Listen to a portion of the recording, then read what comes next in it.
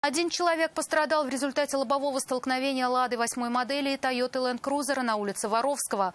По словам очевидцев, водитель отечественной машины выехал на встречную полосу, где и протаранил внедорожник. Кто пострадал и какие травмы получил, расскажет Алсу Ахмедзянова.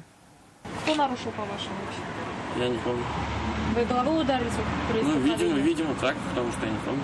То же самое 18-летний водитель отечественной машины рассказал и второму участнику аварии. Плохое самочувствие, по его мнению, и могло стать причиной его выезда на встречную полосу.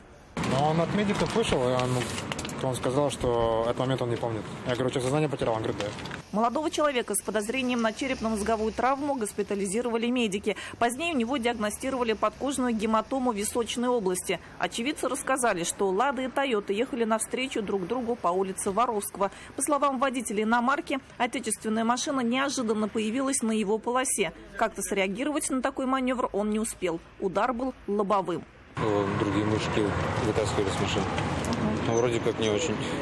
Понятно. Вы один в машине были? Нет.